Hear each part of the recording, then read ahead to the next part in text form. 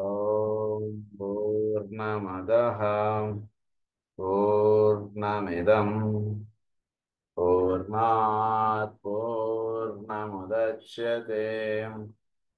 పూర్ణస్య పూర్ణమాదాయ పూర్ణమేవావశిష్యతే. ఓం శాంతి శాంతి శాంతి. అసతో మా సద్గమయ తమసో మా జ్యోతిర్గమయ మృత్యోర్మా అమృతంగమయ. ఓం శాంతి శాంతి శాంతి.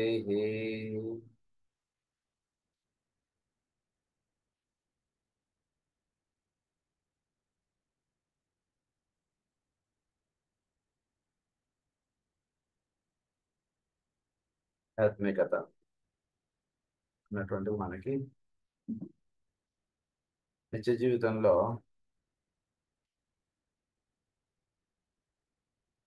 మనకి ఎన్నో రకాలైనటువంటి విషయాలకి సొల్యూషన్స్ చూపించేటువంటి ఒక పెరుగు లాంటిది. అందులో భాగంగా ఆధ్యాత్మికత ఆధ్యాత్మికత అంటే ఏంటంటే స్పిరిచువలిజం అంటే స్పిరిట్. స్పిరిట్ అంటే ఏమిటి అంటే కనుక ఏదైతే సృష్టికి లేదా ఏదైతే చోట్లో మనకి సెన్సెస్ ద్వారా మాత్రమే దర్శింపగలిగినటువంటి విషయం ఏదైతే ఉందో దాన్ని స్పిరిట్ అంటాం. మన సెన్సెస్ ద్వారా చూసేటువంటి విషయం కాదు అది, బట్ అది ఉంది అనేటువంటిది మనస్సు ద్వారా తెలియబడుతుంది. సో దాన్ని ఏమంటాం అంటే దాన్ని స్పిరిట్ అంటాం. సో దాని గురించి బోధించేటువంటి విషయాన్ని స్పిరిచువలిజం అంటాం. కళ్ళతోటి కనబడేటువంటిది, చెవులతోటి వినబడే ఇవి కాకుండా వీటికి వెనకాతలు ఉన్నటువంటి విషయాన్ని మనకి చెప్పేటువంటి తత్వాన్ని లేదా చెప్పేటువంటి విషయాన్ని మనం స్పిరిచువలిజం అంటాం. జీవితం స్పిరిచువలిజం అంటే. సో అయితే ఈరోజు మహాశివరాత్రి. శివము అంటే ఏంటి, శివరాత్రి అంటే ఏంటి, ఇవన్నీ కూడా మనం ఇద్దరు చాలాసార్లు చెప్పేసుకున్నాం మన విషయాలన్నీ కూడా. ఏదైతే వీటన్నిటికీ పైన ఉందో అంటే సృష్టిలో మనం ఉన్నటువంటి విషయాన్ని జాగ్రత్తగా అవగాహన చేసుకోవాలి. శివరాత్రి అనగానే శివుడు మనకు గుర్తుకొస్తాడు. శివుడు అనగానే అందరి దేవుళ్ళు ఒకటిగా మనం అంటే ఒక లెవెల్ వరకు అందరూ ఒకటే అని చెప్తాం, కానీ ఒక లెవెల్ దాటిన తర్వాత అందరూ ఒకటే అని అనుకోకూడదు. కిరాణా షాప్కి వెళ్ళాం, గ్రోసరీస్ అంటాం. అన్నిటికీ కలిపి మనం కామన్గా వాడే వర్డ్ గ్రోసరీస్. కానీ దానికి separate units, separate channels, separate shelves అవన్నీ ఎలా అయితే ఉంటాయో దైవం కూడా ఒక్కొక్క తత్వాన్ని వివరించి చెప్పడానికి లేదా ఒక్కొక్క విషయాన్ని ప్రస్ఫుటంగా దర్శింపజేయడానికి ఒక్కొక్క అవతారం అనేటువంటిది ఎత్తుతూ ఉంటాడు ఆయన. కనుక అలా ఎత్తినటువంటి అవతారాలు మనం జాగ్రత్తగా అవగాహన చేసుకోగలిగితే శ్రీరాముడు ఒక ప్రత్యేకమైనటువంటి విషయాన్ని బోధించడానికి దిగి వచ్చాడు. శ్రీకృష్ణుడు దిగి వచ్చినటువంటి విషయం వేరు. అలాగే బుద్ధ భగవానుడు వేరు. అలాగే మీరు తీసుకుంటే ఏంటి నృసింహస్వామి వేరు, శివుడు వేరు. అందరూ ఒకటే అంటే ఒక లెవెల్ ఆఫ్ అండర్స్టాండింగ్ వరకు అందరూ ఒకటే. కానీ ఒక లెవెల్ ఆఫ్ అండర్స్టాండింగ్ దాటిన తర్వాత అందరూ ఒకటి కాదు. ప్రతి అవతార పురుషుడికి, ప్రతి అవతార తత్వంకి ఒక ప్రత్యేకత ఉంది సృష్టిలో. అలా మనం అవగాహన చేసుకోవడం ఎప్పుడైతే మనం ప్రయత్నం చేస్తామో సృష్టిలో ఉన్నటువంటి రహస్యాలు మనకి బాగా దర్శనమవుతాయి. కనుక శివరాత్రి అన్నటువంటిది మనం జాగ్రత్తగా ఇప్పుడు ఈ విషయాన్ని మనం దర్శించుకోగలిగితే శివము లేదా శివరాత్రి దీన్ని మనం అంటే మిగిలిన పండుగలు వేరు, శివరాత్రి వేరు, ఇవన్నీ మనం చెప్పుకున్నాం మనం. ఇంకా శివరాత్రి గురించి మనం చెప్పుకోవడం అనేటువంటిది గతంలో జరిగిపోయింది కాబట్టి మనం ఇప్పుడు ఆ పరతత్వము అని అనడం కొంతవరకు కరెక్ట్. అంటే పరాస్థితికి సంబంధించినటువంటి విషయం మనం దర్శించుకోవడం మనం చేసేటువంటి ప్రయత్నం శివరాత్రి నాడు చాలా విశేషమైనటువంటిది. అందు గురించి దాన్ని మనం అవగాహనలో పెట్టుకోవడానికి మనం చేసేటువంటి ప్రయత్నంలో ఇక్కడ జరగాల్సింది ఏమిటంటే కనుక మనకి విషయాలు కొంతవరకు మనకి కాస్మిక్ ఫైర్లో మనం చెప్పారు మనకి. వీటిని మనం జాగ్రత్తగా మనం తెలుసుకోవాలంటే ఆ, ఇంద్రియములు, వీటికి పైన మనస్సు, మనస్సుకు పైన బుద్ధి, బుద్ధికి పైన చిత్తము, చిత్తి చిత్తమునకు పైన అహంకారము, అహంకారమునకు పైన ప్రజ్ఞ, ప్రజ్ఞకి పైన జీవుడిలో ఉండేటువంటి పరతత్వము, దానికి పైన ఉండేటువంటిది లయస్థితి లేదా వీటన్నిటికీ పైన ఉన్నటువంటి స్థితి. ఆ స్థితికి సంబంధించినటువంటి విషయం ఏదైనా మనకు అవగాహనలో తెచ్చుకోవడం ప్రయత్నం చేయాలంటే ఇవన్నీ కూడా మనకి ఒకే ఒక యాంగిల్ ఇవన్నీ అడ్జస్ట్ అయిపోవాలి. అప్పుడు శివపార్వతులు, కైలాసము, శివపార్వతుల కళ్యాణం, సీతారాముల కళ్యాణం, ఓకే, సీతారాముల కళ్యాణం, శివపార్వతుల కళ్యాణం అంటే తప్పుగా అనుకోకండి, ఒకటి కాదు. సీతారాముల కళ్యాణం అని చెప్పడంలో ఏంటంటే వెనక మనకి సీతామ్మవారు అంటే భూమి, శ్రీరాముడు అంటే చోటులోకి దిగి వచ్చినటువంటి పురుషుడు. ఇలా చెప్పినప్పుడు సీతారాముల కళ్యాణం.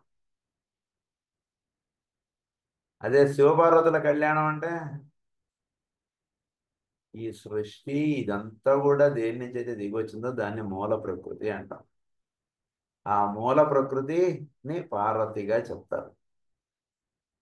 ఆ మూల ప్రకృతి ఎక్కడి నుంచి ఇదంతా ఏర్పడుతుందంటే సృష్టిలో మ్యాటర్ అంటాం దాన్ని. మ్యాటర్ ఆస్పెక్ట్ అంటారు మనకి. అంటే మ్యాటర్ నుంచి ఫారం ఆస్పెక్ట్ అంటున్నది ఏర్పడుతుంది. సో ఈ మ్యాటర్ ఆస్పెక్ట్గా చెప్పేటప్పుడు ఆవిడ పార్వతీదేవి. ఈ ఈ పార్వతీ అమ్మవారు వెళ్ళి శివుడిలో ఐక్యం అయిపోవడం లేదా శివుడిలో సమభాగముగా అయిపోవడం. అంటే ఏంటి మ్యాటర్ ఆస్పెక్ట్ ఇదంతా కూడా ఎక్కడి నుంచి వచ్చిన చోట్ల ఒక సంకల్పము అన్నటువంటి దాని నుంచి మ్యాటర్ ఆస్పెక్ట్ అన్నట్టు లేదా మూల ప్రకృతి అన్నటువంటి తయారవుతుంది. సంకల్పం యొక్క the reflection of the will aspect, దాన్ని మనం ప్రకృతి అంటాం.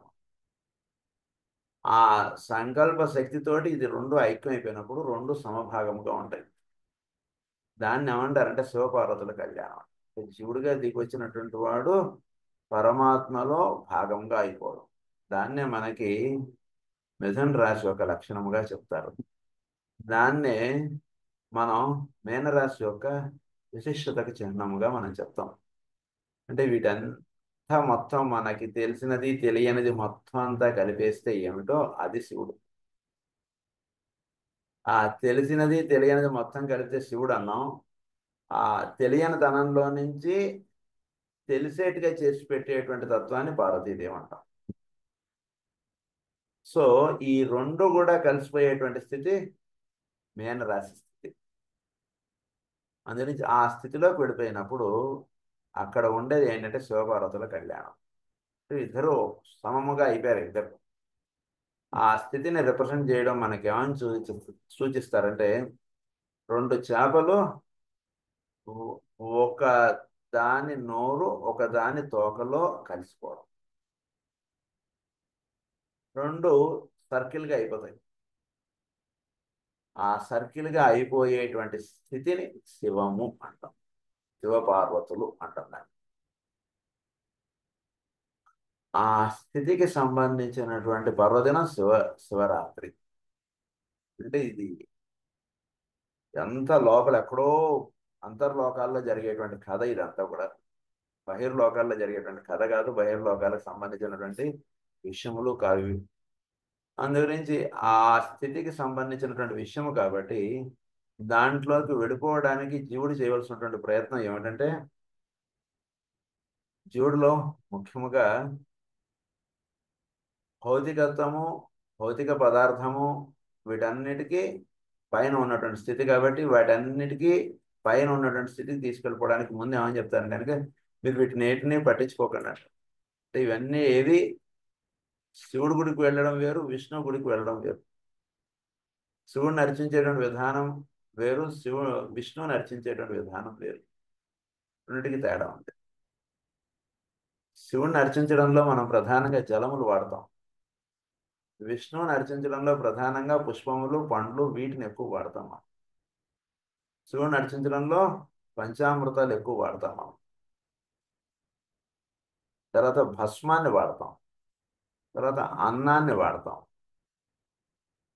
ఇలా వేరియస్ వాటికి వేరియస్గా మనం చెప్తారు ఇవన్నీ. అంటే ఏమిటి ఇవన్నీ సూచించేటువంటిది అంటే అనగా, శివతత్వమునకు మెయిన్గా ఇక్కడ ఏంటంటే జలములు అభిషేకం అంటే, శివుడు అభిషేక ప్రియుడు అంటాం. అంటే జలములు మనం ప్రధానంగా అభిషేకానికి వాడతాం. మిగిలిన విషయాలని మనం చెప్పుకోవచ్చు, అది వేరే విషయం. జలములు వాడడంలో ఇక్కడ ప్రధానంగా ఏమిటంటే, జలములు అంటే సృష్టిలో ఆపోవా ఇదగం సర్వం విశ్వ భూతాన్యాప ప్రాణావా ఆపహ పశవ ఆపో అన్నమాపో అమృతమాపహ సమ్రాడాపో విరాడాప అన్ని కూడా ఆపస్సు నుంచి దిగొచ్చింది. ఆపోవా ఇదగం సర్వం, ఆపస్సు నుంచే ఇదంతా ఏర్పడింది. ఇదంతా చోట్ల ఉన్నదంతా కూడా జలములే. ఆపోవా ఇదగం సర్వం, ఇదంతా కూడా జలముల చేత నిండబడి ఉంది. విశ్వభూతాన్యాప, ఈ విశ్వం అంతా కూడా ఆపస్సు నుంచి దిగి వచ్చింది. అంతా కూడా ఆపస్సు నుంచి దిగి వచ్చినటువంటిది. అందు గురించి ఆపస్సులు అంటే జలములుగా చెప్తాం. అంటే ఇదంతా ఫ్లూయిడ్ స్టేట్, అంటే ఇదంతా లిక్విడ్ స్టేట్. అంటే మనం చూస్తున్నటువంటి సృష్టి భౌతికమైనటువంటి సృష్టి, దీనికి పైన ఉన్నటువంటిదంతా కూడా లిక్విడ్ స్టేట్. ఆ లిక్విడ్ స్టేట్కి సంబంధించినటువంటి విషయం మనం చెప్పబడేటప్పుడు మనం దాన్ని జలములతోటి మనం సంకేతిస్తాం. అందుగురించి జలములను వాడతాం. దానికి సంకేతం అన్నమాట జలములు. ఆపస్సు యొక్క సంకేతం జలములు. అందుగురించి జలములు మనం అభిషేకానికి వాడతాం. ఎందుకంటే అభిషేకం, ఈ జలములు ఎప్పుడైతే మనం వాడతామో చోట్లో ఉన్నటువంటి శివతత్వమునకు మన దగ్గరికి తీసుకెళ్తాం జలములు. అందుగురించి జలములను అభిషేకిస్తాం, జలముల ద్వారా అభిషేకిస్తాం మన శివుని. ఇవన్నీ కూడా అలా విషయం అది. అయితే శివతత్వములోకి మనం వెళ్ళడానికి అందుగురించి రాత్రిపూట మనకి పూజ చేసుకోమని, రాత్రిపూట ధ్యానం చేసుకోమని, ఇలాంటివన్నీ కూడా మనకు చెప్పారు. అది మనం శివుడు గురించి. అందుగురించి ఆ తత్వం గురించి మనం తెలుసుకోవడానికి మనం చేసేటువంటి ప్రయత్నంలో భాగంగా ఈ రోజున మనం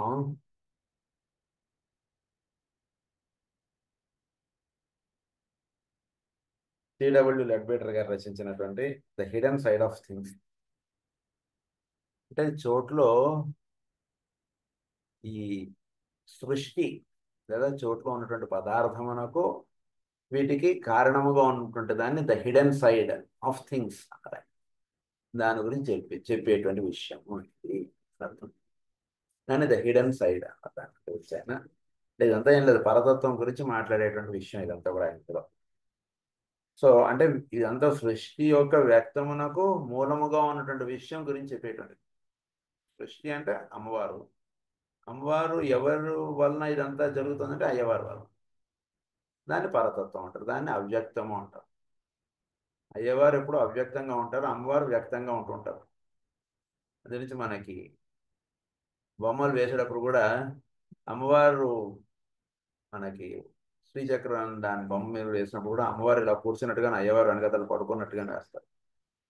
ఏంటి పడుకున్నడం అయ్యవారు అంటే, వాళ్ళిద్దరిని సమముగా సగం సగంగా ఆయన వేస్తారు. లేదా అయ్యవారు డార్మెంట్గా ఉండి అమ్మవారు వ్యక్తమయ్యేటట్టుగాను వేస్తుంటారు. ఇవన్నీ ఏంటంటే వెనుక, లేదా కొన్ని చోట్ల దీన్ని ఎలా వేస్తారంటే, అయ్యవారు పడుకుని ఉంటారు, అయ్యవారి మీద అమ్మవారు ఉన్నట్టుగా వేస్తుంటారు. ఏంటంటే మ్యాటర్ డామినేట్స్ స్పిరిట్ అని మనకి జ్వాలకులు గారు రాస్తారు. అంటే స్పిరిట్ ఆస్పెక్ట్ అన్నటువంటిది కనబడకుండా మ్యాటర్ ఆస్పెక్ట్ ఎక్కువ డామినేట్ చేయడం సృష్టిలో, దాన్ని అనేక చిత్రాలుగా అలా వేస్తుంటారు. అది అసలు విషయం అది. దాన్ని ఒక్కొక్కరు ఒక్కొక్క రకంగా అవగాహన చేసుకున్నటువంటి చిత్రకారుడు ఒక్కొక్క రకంగా బొమ్మ వేస్తుంటారు దాన్ని. అది సృష్టిలో ఆ రకంగా పరమశివుడు ఉంటూ ఉంటాడు. కనుక దీంట్లో మనం కొన్ని ముఖ్యమైనటువంటి విషయాలు మనం చెప్పుకుంటాం.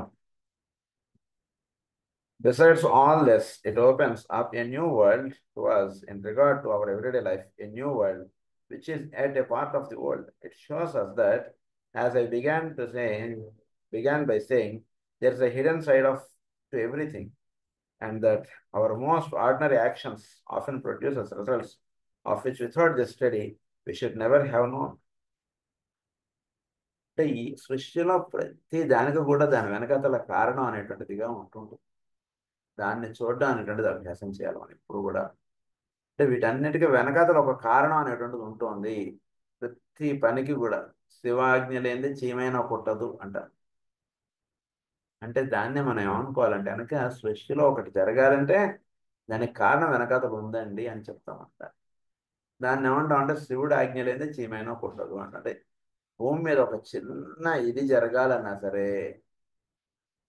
దానికి వెనకాతల ఒక కారణం.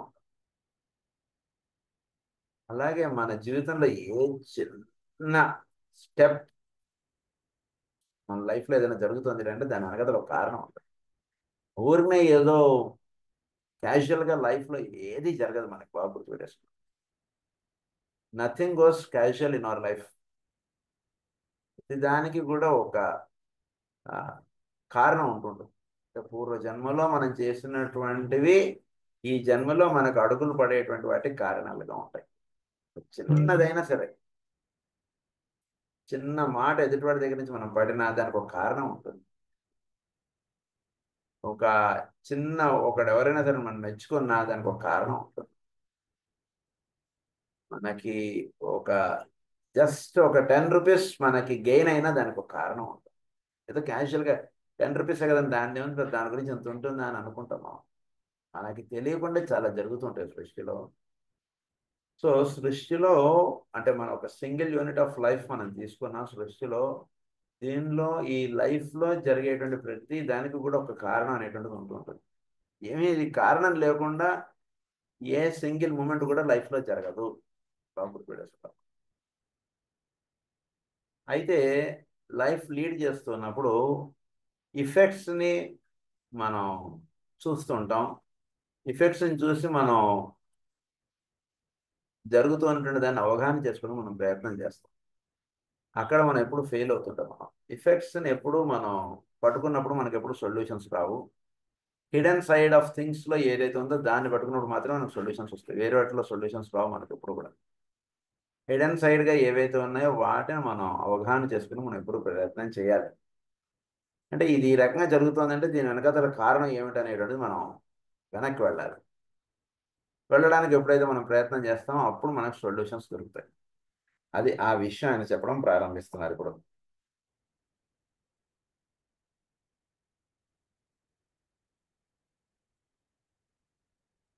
A power which we are all of unconsciously wired into some extent, which we can use 100-fold more effectively when we comprehend its workings. దాన్ని ఎప్పుడైతే మనం అవగాహనలోకి తెచ్చుకోగలుగుతామో we can use it very well. ఎందుకు తెలుసుకోవడం చేద్దంటే కనుక అంటే తోలుబొమ్మల ఆట అంటారు. వాడు వెనకాతల నుంచి వాడు ఆడిస్తుంటే ఇక్కడ మనకి ఆట జరుగుతుంటుంది కదా. ఆ వెనకాతల జరుగుతుంటే దాన్ని మనం పట్టుకున్నాం అనుకోండి, అప్పుడు రేపు ఎలా ఉంటుందో ఈరోజు మీరు చెప్పేస్తారు. You can definitely plan how your tomorrow will be. డెఫినెట్గా తెలిసిపోతుంది మనకి కాసేపట్లో ఇది జరుగుతుంది, ఇలా ఉంటుంది అలా ఉంటుంది అని చెప్పేస్తుంది. ఎలా తెలుస్తుందండి అంటమ్మా, ఇది ఈ హిడెన్ సైడ్గా వెనకాతల ఉన్నటువంటి విషయాన్ని ఎప్పుడైతే చూడు అవగాహన చేసుకోవడానికి ప్రయత్నం చేసింది దీని ఏంది వీడి మనసు ఎప్పుడైతే చక్కగా ఇదవుతుందో అప్పుడు ఈరోజు ఎలా ఉందో రేపు ఇలా ఉంటుందండి నీకు అన్నటువంటి చెప్పేస్తాం. ఇది బాగా మనం అభ్యాసం చేసేసిన తర్వాత ఎదురుగా మనం ఎదురుకుండా ఎవడన్నా వచ్చి కూర్చొని వాడు చెప్పేస్తూ ఉంటాడు, ఇదిగో నువ్వు ఇలా ఉన్నావు ఇలా ఉంటావు, రేపు పొద్దున్న నీ జీవితం ఇలా ఉంటుందని చెప్పేస్తాం. ఎందుకంటే కనుక వాడి మనస్సు చూస్తే ఇప్పటిదాకా జరిగినటువంటి విషయాలు వాడి మనసులో అన్ని ముద్రంగా ఉండిపోతుంది. ముద్రితం అయిపోయి ఉంటుంది కాబట్టి వాడు మనసులో ఏదుందో అది చక్కగా మన మనసు మీద పడిపోతుంది. చాలా ఈజీ ఇది టెక్నిక్. మన మనసు మీద పడిపోయినప్పుడు ఇప్పటిదాకా ఇలా ఉంది కాబట్టి, ఉదాహరణకు 100 రూపాయలతో వచ్చాడండి, 50 రూపాయలు ఖర్చు పెట్టుకుంటే నీ జేబులో ఇంకా 50 రూపాయలు ఉంటే రేపు ఆ 50 రూపాయలు ఈ విధంగా వాడుకో అని చెప్పేస్తాం. సింపుల్ అంతే. సీఏ దగ్గరకో ఒక ఆడిటర్ దగ్గరకో మనం ఖర్చులు ఇవన్నీ పట్టుకుని మనం వెళ్ళాం అనుకోండి, బాబు నీ ఖర్చులు ఇలా ఉంటే నీకు ఇంకో 4 ఏళ్ల దాకా నీకు అప్పులు తీరవు, ఇట్లా ఇట్లా ఉంటుంది, దాన్ని అలా కాకుండా ఇలా అడ్జస్ట్ చేసుకొని చెప్పేసి ఇది చూసేసి అదేంటి 5 years మనం వాడు చెప్పిన మాట అనుకుండా మనం ఇలానే ఉన్నాం అనుకోండి, 5 years కూడా మనం నిజంగా వాడు నువ్వు ఎలా చెప్పేసావు అప్పుడే నువ్వు అలానే ఉన్నానే నేను అని అంటాం మనం. ఈవెన్ సింపుల్, నువ్వు ఇప్పటిదాకా ఇలా ఖర్చులు పెట్టావు, నీకు రాబోయే జీతం ఇలా ఉంటుంది, మాక్సిమం ఇంత ఇంత గెయిన్ అవుతుంది ఎవ్రీ ఇయర్ నీకు ఉంటుంది నీ శాలరీస్, దాన్ని ఈ రకంగా ఇలా ఖర్చు పెడతావు అంతే, ఏముంది ఇందులో అంటాడు. అది ఎట్లాగో ఇది కూడా అట్లానే. వాడి యొక్క లైఫ్ ఆస్పెక్ట్, వాడు జీవించినటువంటి విషయాన్ని మనకి వాడు చూస్తే మనకు తెలిసిపోయినప్పుడు ఫ్యూచర్ వాడిది ఎలా ఉంటుందో ఇట్లానే చెప్పేస్తాడు. అందు గురించి ఆయన ఆ విషయం చెప్తున్నారు. Effectively when we comprehend its workings, the occultist studies carefully all these unseen effects and consequently knows much more fully than other men the result of what he is doing. He has more information about life than others have, and he exercises his common sense by modifying his life in accordance with what he knows. So ఇప్పుడు మనం చేయవలసింది ఏంటంటే, ఇది ఎప్పుడైతే మన దృష్టిలో నిలిచిందో దీన్ని బట్టి మనం ఫ్యూచర్ ఎలా ఉంటుంది మనది అనేటువంటి మనం చక్కగా తెలుసుకోవచ్చు. We can plan our future very well. ఇలానే జరిగిపోతుంది అంటే చెప్పేదైతే మనకు ఉపయోగం ఉంది. అలా కాకుండా ఇలా సరిదిద్దుకోగలిగేటువంటి విషయం మనం చక్కగా మనం ఏర్పాటు చేసుకోగలిగేటువంటి రహస్యాలన్నీ కూడా మనకి ఈ ఆధ్యాత్మికతలో ఇస్తారు. అది చెప్తున్నారు. There are still some who are foolish or ignorant, who either do not know the laws of health or are careless about keeping them. They think that because disease germs are inevitable to them, they are therefore of no importance. They don't believe in new ideas. There are people who suffer first when an epidemic disease arrives. జాగ్రత్తలు అంటున్నది సరిగ్గా పాటించకపోతే మనకు వచ్చేటువంటి viral disease ఇవన్నీ రావడం అనేటువంటిది ఎలాగే జరుగుతుంటుందో, అలాగే చోట్లో కూడా ఈ అవ్యక్తముగా ఉన్నటువంటి విషయాన్ని ఎప్పుడైతే వీడు హిడెన్ సైడ్గా ఉన్నటువంటి విషయాన్ని ఎప్పుడైతే వీడు అవగాహన చేసుకోలేకపోతుంటాడో, వాడికి రోడ్డు మీద పోయేటువంటి ప్రతివాడు వీడు నెత్తిన మొట్టగా పడిపోరు. అలా అయిపోతున్నాడు. అంటే చోట్లో జరిగేటువంటి ప్రతిదీ కూడా, అంటే ఎవ్రీ డే కూడా వీడికి ఎలా గడిచింది నీది ఈ రోజు అంటే కనుక, అబ్బా చాలా కష్టంగా ఉందండి అంటాడు. రాత్రి వాడికి ఈరోజు ఎలా గడిచిందో నీది అని అడిగాడు అనుకోండి, రోజు అడిగే ప్రశ్న ఎందుకు అడుగుతావు, ఒక్కరోజు నాకు బాగుంది అంటాడు. ఓకే రేపు ట్రై చేయి బాగుండడానికి అంటాడు అనుకోండి. ఫ్రెండ్ మనకున్నాడు, రేపు ట్రై చేయి ఈరోజు బాగుండడానికి అంటాడు. మళ్ళీ నెక్స్ట్ డే ఫోన్ చేశాడు, ఎలా ఉంది నీకు ఈరోజు, ఏం బాగాలేదు సార్, చాలా ఇబ్బందిగా ఉందండి, చాలా హారబుల్గా ఉందని అంటాడు. ఓకే టుమారో యూ ట్రై అంటాడు. వీడు ఎన్ని రోజులైనా సరే వీడు ట్రై చేస్తుంటాడు, వీడు దొరకదు సొల్యూషన్. ఎందుకంటే కనుక రేపు ఉండవలసినటువంటి విధానం ప్లాన్ చేసుకోవాల్సినటువంటిది ఈరోజు చేసినటువంటి ప్రాసెస్గా రేపటికి తయారవుతుంది. ఇప్పుడు కూడా అంతే రహస్యం. కనుక వీటిని చక్కగా తెలుసుకున్నటువంటి జీవితంలో ఎప్పుడు కూడా సుఖం సంతోషంగా ఉంటాడు. The matter of which I'm writing is precisely the same thing at a different level. The microscope revealed disease germs. The intelligent man profited by the discovery and rearranged his life, while the unintelligent man paid no attention but went on as before. Unintelligent man ఏమంటే just వాడు అలా ఆడిపోతున్నాడు, ఇలానే జీవించాలి, ఇలానే ఉంటుంటే, ఇలా try చేస్తుంటేనే మనం ఏదో రోజు మనం సుఖంలోకి వెళ్ళగలుగుతాం, ఇలా జీవితం గడిపోతుంటుంది. ఇంటెలిజెంట్గా ప్లాన్ చేయండి, ఇంటెలిజెంట్గా లైఫ్ లీడ్ చేయండి. ఉదాహరణకు 100 సంవత్సరాలు ఉంటే 100 సంవత్సరాల్లో ఆఖరి 10 సంవత్సరాలు నువ్వు సుఖంగా ఉంటావు, మిగిలిన 90 సంవత్సరాలు నువ్వు కష్టపడతావు అంటే అది మనకు ఒక రకంగా వేస్ట్. 90 సంవత్సరాలు 100 years మనం సంతోషంగా జీవించాలి మనం ఎప్పుడు కూడా. దాని గురించి జన్మ అనేటువంటిది. సో ప్రతిరోజునే ఎవ్రీడేని మనం హ్యాపీగా లైఫ్ లీడ్ చేయాలంటే దానికి కావాల్సినటువంటి సొల్యూషన్స్ మనకి ఈ గ్రంథాల్లో ఇస్తున్నారు. Not only does he often suffer positive pain, but he also misses so much of the pleasure of life. To painting, to music, to poetry, to literature, to religious ceremonies, to the beautician of nature, there is always a hidden side, a fullness, a completeness beyond the mere physical. Beyond the mere physical, వెనకాతల ఒకటి ఉంటుంది కథ. ఎప్పుడు భాగవతం వాటి అన్నిట్లోనూ వెనకాతల ఒక కథ నడుస్తుంటుంది. ఆ కథను అవగాహన చేసుకోవడం ఇప్పుడు మనం ప్రయత్నించాలి. Hidden side, that is the hidden side of stories. దా అంటే ఎప్పుడు కూడా పెద్దలు రాసినటువంటి పుస్తకాలు కానీ వాటిని చదువుకునేటప్పుడు వెనకాతలు ఇచ్చేటువంటి అర్థం ఒకటి రన్ అవుతుంటుంది, ముందు జరిగేటువంటి కథ ఒకటి ఉంటుంటుంది. దీన్ని అవగాహన చేసుకున్నప్పుడు మనకి సరిగ్గా అవగాహన అవ్వదు. వెనకాతలు చెప్పినటువంటి విషయాన్ని అవగాహన చేసుకున్నప్పుడు దాని యొక్క రహస్యం మనకు బాగా అవగాహన. మీకు వీలైతే ఈ నెలలో వచ్చినటువంటి ప్రభావితుల్లో నేను రాసినటువంటి ఆ కథ చదవండి. Hidden side of the story మీరు ట్రై టు అండర్స్టాండ్.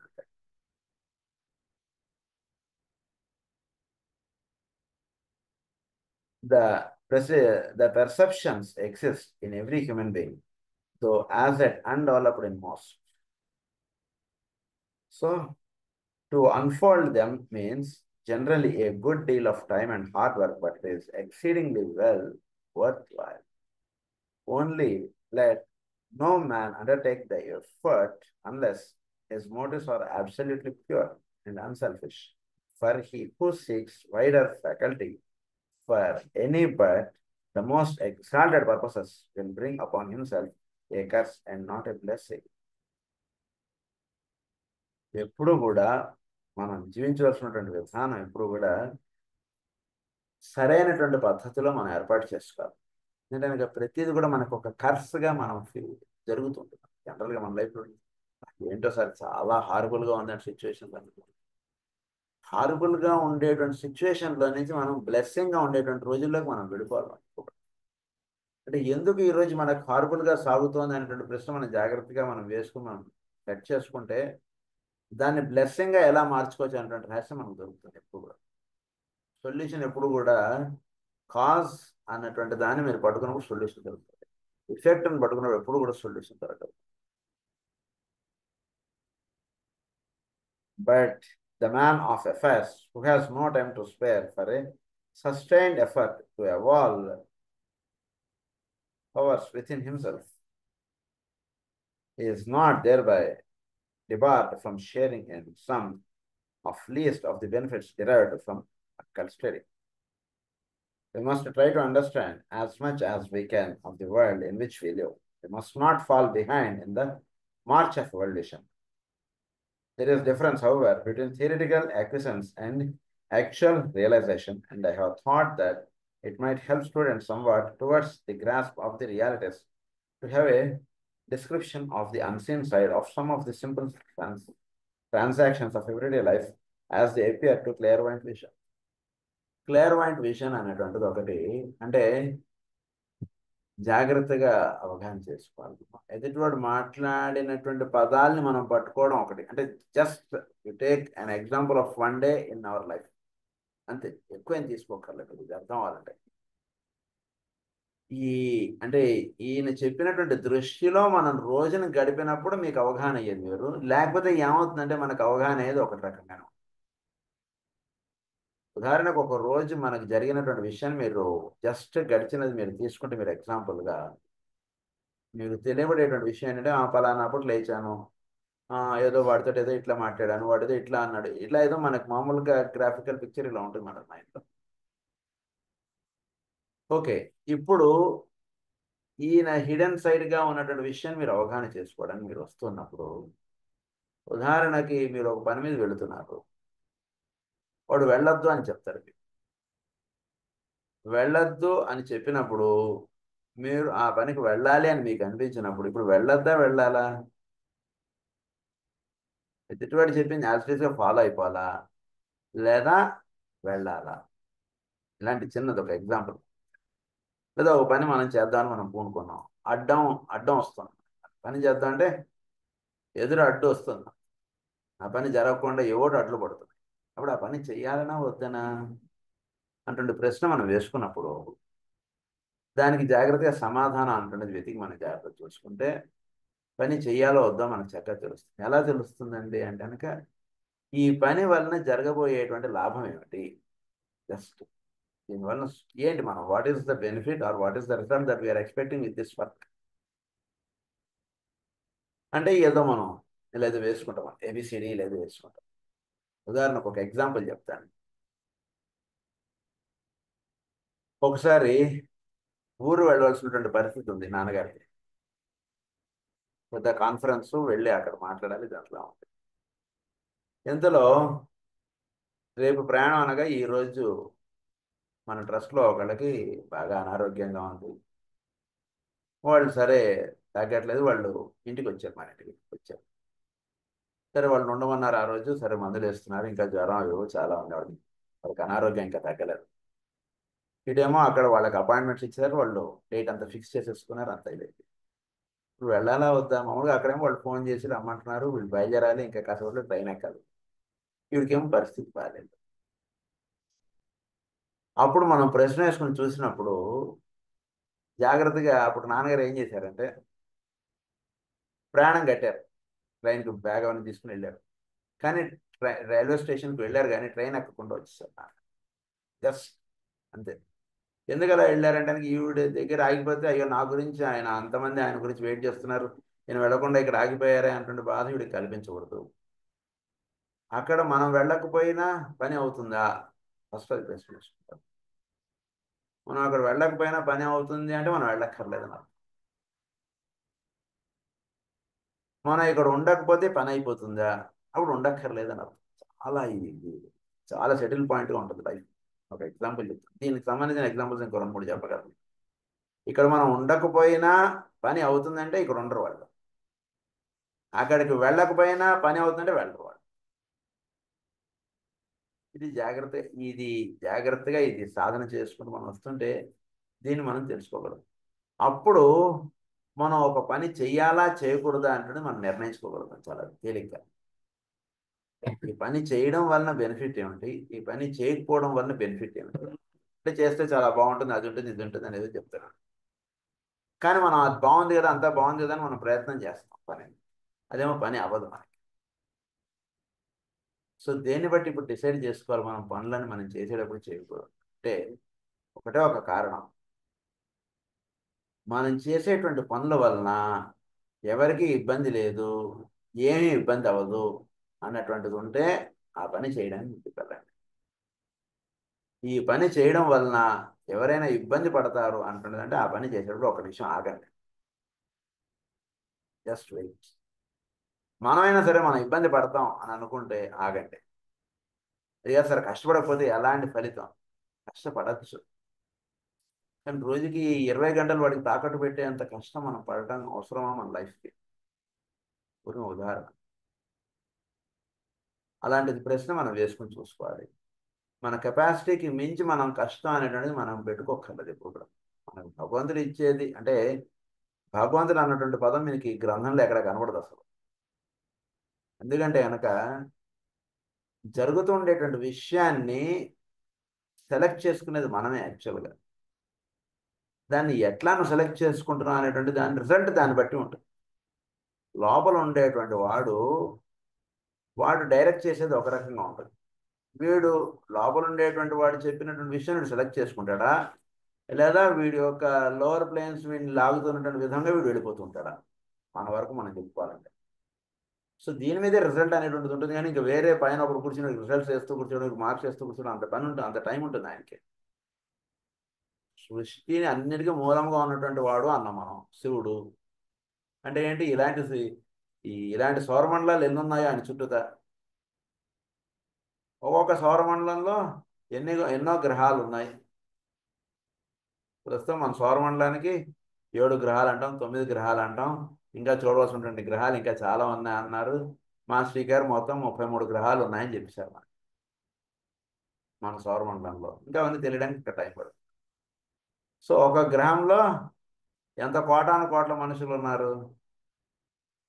మనుషులు మాత్రమే కొన్ని కోటాను కోట్లు, ఇంకా ఎన్నో రకాలు. ఇంతమందినిలో మనం ముఖ్యమా? దొరికిన ప్రశ్న చూసుకోండి. Are we so important? So డెఫినెట్గా మనం అవగాహన చేసుకోవాల్సింది ఏమిటంటే చూడుకు అక్కడ ఇంకేం పని లేదు, కూర్చుని వీడికి మన కష్టాలు పెట్టడం, మనకి మార్కులు వేయడం, మనం అప్పుడు పలానా వాడిని ఇబ్బంది పెట్టాం కాబట్టి మనకి ఇబ్బంది పెట్టడానికి ఎప్పుడు ఛాన్స్ దొరుకుతుందని వెయిట్ చేస్తూ అంత ఇదిగా కూర్చున్నటువంటి ఆయన దైవం ఎందుకు అవుతాడండి? ఆయన అదే పని ఆయనకి. నువ్వు పలానాప్పుడు వాడికి కష్టపెట్టావు కాబట్టి ఇప్పుడు నీకు కష్టం పెడదామని నేను చూస్తున్న టైం, ఇప్పుడు దొరికింది నీకు ఈ కష్టం ఇచ్చాను. అలా చేస్తాడా శివుడు ఎక్కడైనా? అలాంటిది చేసేదంతా మన human mind, intellectual mind, use లేని మైండ్ ఇది. ఎప్పుడు ఎవడు మనకు దొరుకుతాడో వాడికి కష్టం పెడదాం అంటుంటే చూసేంత కూడా అది పనికిరాని బుర్ర అది. ఎప్పుడు ఎవరిని ఎక్స్క్యూజ్ చేద్దాం అంటుంటే చూసేటువంటి బుర్ర పనికొచ్చే బుర్ర బాబుడు పెట్టుకో. వీళ్ళందరూ వేరే వాడిని ఎక్స్క్యూజ్ చేసేస్తూ ఉండగలగాలి. భగవంతుడి దగ్గరికి కూడా మనం కూర్చొని ఏమడుగుతాం? నన్ను ఎక్స్క్యూజ్ చేయని అడుగుతాం కదా మనం. కాస్త నీ దయ నా మీద చూపించంటే ఏంటి, నేను చేసిన తప్పులు లెక్క పెట్టకుండా నీ దయ అనేటువంటిది నా మీద ప్రసాదింపజేయి అని అర్థం మనం. నా తప్పులన్నీ నువ్వు కన్సిడర్ చేస్తూ నాకు రిజల్ట్ ప్రసాదించాలని అడగగలిగే అంత ధైర్యం మనకు లేదు. ఎందుకంటే అవన్నీ ఆయన కన్సిడర్ చేసి మనకు రిజల్ట్ ప్రసాదించాలి అంటే మనం మనం ఊహించలేం మనం ఎక్కడ ఉండిపోతాం. అవన్నీ పక్క పెట్టేసేసి నీ దయ అనేటువంటిది నా మీద పడే చాలంతే, నీ దయలో మేము జీవితం వెళ్ళిపోతే చాలు మాది అంటున్నది మన ప్రార్థన ఉంటూ ఉంటుంది. భగవంతుడిని అలా మనం ప్రార్థిస్తున్నప్పుడు మనకన్నా కింద ఉన్నటువంటి వాడు ఒక తప్పు చేస్తే వాడిని లేచి నుంచోబెట్టేద్దాం, వాడిని కడిగేద్దాం, వాడిని ఉతికి ఆరేద్దాం అంటున్నది బుర్ర మనకుంటే భగవంతుడికి అప్పుడు ఎటువంటి బుర్ర ఉండాలి? మనం పుట్టించినవాడు కదా ఆయన. కనుక అటువంటి ఎప్పుడూ శివుడు చేయడు. బాగా గుర్తుపెట్టుకోవాలి. నాకు ఎన్ని కష్టాలు ఇచ్చేసాడు శివుడు అంటూ ఉంటాం మనం. కష్టాలు వేయడం పని ఎప్పుడూ ఆయన పెట్టుకోడు. కష్టాలు ఎలా తీర్చుదామా అనేటువంటిదిగా ఆయన చూస్తుంటాడు ఎప్పుడు కూడా సృష్టిలో. ఏం చేస్తాడు కష్టాలు తీర్చగలుగుతా అంటున్నదిగా చూస్తుంటాడు ఆయన. కనుక ఇక్కడ చెప్పబడేటువంటి విషయం ఏంటంటే ఎప్పుడు కూడా సృష్టిలో మనకి మనం పొద్దు నుంచి రాత్రి దాకా మనం జీవించేటువంటి విధానం మనం గమనించుకుంటే ఒక టైప్ ఆఫ్ వెర్షన్ నడుస్తుంటుంది. ఎవరితోటి మాట్లాడుతున్నా సరే దాని వెనక నీకు ఒక వెర్షన్ ఉంటుంటుంది. దాన్ని వినడానికి ఎప్పుడు అభ్యాసం చేయండి, దాన్ని వినడానికి ఎప్పుడు ధ్యానం చేయండి. అదే భగవద్ ధ్యానం అంటే. అదే శివుడు వాటి వెనకాల నుండి ఒకడు మాట్లాడుతూ ఉంటాడు. చక్కగా ఆ భాషణాన్ని మీరు పట్టుకున్నారా, ఈ భాషణకు సొల్యూషన్స్ మీరు చెప్పేయగలరు. ఇక్కడ చేస్తాం అంటే దీనికి కావాల్సిన సొల్యూషన్స్ అక్కడ దొరికిపోతుంటాయి. దీని గురించి కొందరు ఏమంటారంటే దీన్ని శకున శాస్త్రంగా చెప్తారు. శకున శాస్త్రం దీనికన్నా కొంచెం కింద లెవెల్ది, పై లెవెల్ది కాదు. దాని యొక్క రిజల్ట్స్ శకునాలుగా మీకు కనబడుతుంటాయి. ఆ శకునాలని చూడడానికి అభ్యాసం చేస్తే దాన్నే క్లియర్ వాయిన్స్ మీరు చెప్పుకోవచ్చు. Clear veins is not higher, చిన్నది క్లియర్ వాయిన్స్ అంటే చాలా సింపుల్. హయ్యర్ ఇది కాదు. ఎదుటివాడు ఫేస్ చూసి వాడు ఏం ఆలోచిస్తున్నాడు చెప్పాడు అన్నది అది పెద్ద పాయింట్ కాదు. కనుక ఇక్కడ చెప్పబడుతున్నటువంటి విషయం ఏంటంటే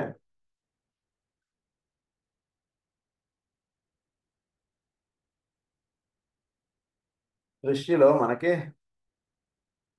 when we look upon the world around us, we cannot hide from ourselves the existence of a vast amount of sorrow and suffering. True, much of it is obviously the fault of the sufferers and might easily be avoided by the exercise of a little self-control and common sense. But there is also much which is not immediately self-induced, but undoubtedly comes from without. It is not from within, it is from without. Master దీన్ని ఏమంటారంటే కనుక situations చాలా హార్బుల్గా ఉందండి అంట. ఏంటి sir ఏం చెప్పమంటారు చెప్పండి, నాకున్నంత ప్రాబ్లమ్స్ ఎవరికి ఉండవండి అంట. వినేవాడు దొరకాలే కానీ మన కష్టాలు చెప్పుకోవడానికి మనకి ఎంత ఛాన్స్ దొరికితే బాగుండా అన్నట్టుగా ఉంటుంది. మన గురించి చెప్పుకోవడానికి మనకి ఎంత ఎవడు దొరుకుతాడని చూస్తుంటాం. కనుక అట్లా కాకుండా మనం ఒక కామన్ సెన్స్ అంటున్నది ఒకటి వాడండి. వాడు నన్ను చూసి ఇది చేసేస్తున్నాడు అంటాడు కంసుడు. చిన్న క్లూస్ చెప్తాడంటే నారదుడు, చిన్నవి అవి పాటించలేని అంటాడు. That's all right, it's left to you అంటాడు. అది చిన్నవి అంతే. ఎవడు చూసినా సరే నాకు శత్రువుగానే నన్ను చూస్తున్నాడు అంటాడు కంసుడు. ప్రతివాడు నన్ను శత్రువుగానే చూస్తున్నాడు కానీ నేను చేసిన తప్పేమిటి అసలు ఇందులో అన్నట్టుగా మాట్లాడతాడు కంసుడు. ఎక్కడ కూడా వాడితో వాదించాడు నారదుడు. చాలా బ్రహ్మాండంగా ఉంటుంది ఆ భాషను. మాస్టర్ గారు రాస్తారు పురాణ కూర్చొని, చక్కగా రాస్తారు. ఎదుటివాడు చెప్పినది, నారదుడు వాడు చెప్పింది కంసుడు యాక్సెప్ట్ చేయలేకపోతాడు. అక్రూరుడిని నీకు మేలు కోరి నీ గురువుగా ఉన్నటువంటి వాడు కదా అక్రూరుడు, అక్రూరుడు చెప్పింది వినొచ్చు కదా అని అంటాడు. అంటాడు, నీ ఇష్టం ఇంక పో అంటాడు. అలా మనం ఎప్పుడూ కూడా వీటి వెనకాతలు ఉన్నటువంటి విషయాన్ని మనం అవగాహన పెట్టుకోవడానికి మనం చేయాల్సింది ఏంటంటే జస్ట్ కామన్ సెన్స్ అప్లై చేయండి అంటున్నారు. It often seems as though evil trumps, as though justice fails in the midst of the storm and the stress of the roaring confusion of life. And because of this, many despair of the ultimate result and doubt whether there is in truth any plan of definite progress behind all this bewildering chaos. ఏదైనా సత్యం ఉందంటారా దీని వెనకాతల అంటున్నదిగా అనిపిస్తుంటుంది. ఆ సత్యాన్ని ఏమంటారంటే the fourth dimension అంటారు. ఏంటి ఫోర్త్ డైమెన్షన్ అంటే,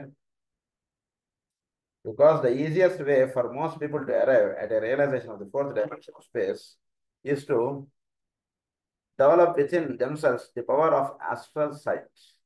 Many persons have come to suppose that the fourth dimension is an exclusive appanage of the astral world.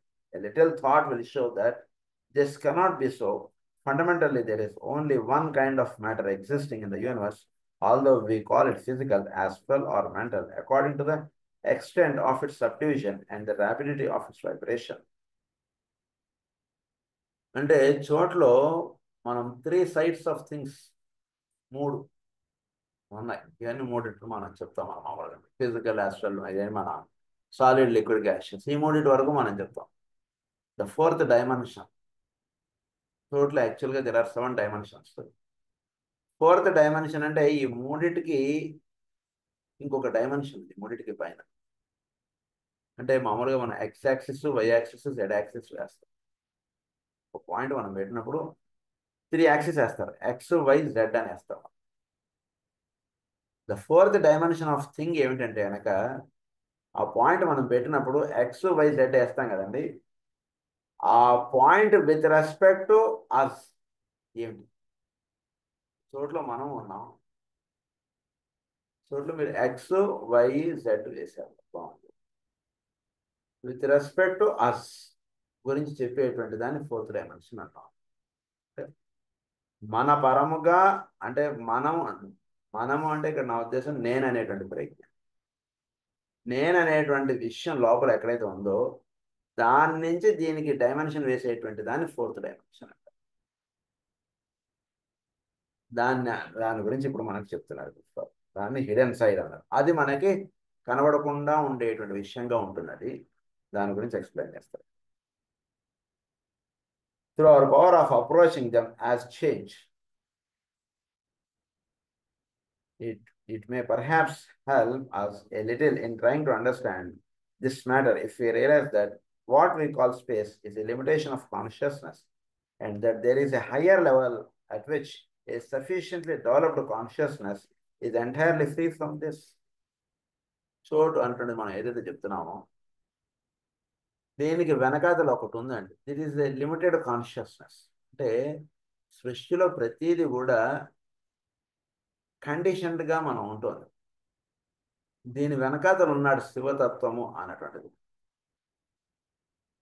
శివతత్వం అంటుండేది ఎక్కడ ఉంది అంటే కనుక అందుగురించి ఆయన ఎక్కడున్నాడు అనేటువంటి పిక్చర్ వేస్తాం మనం.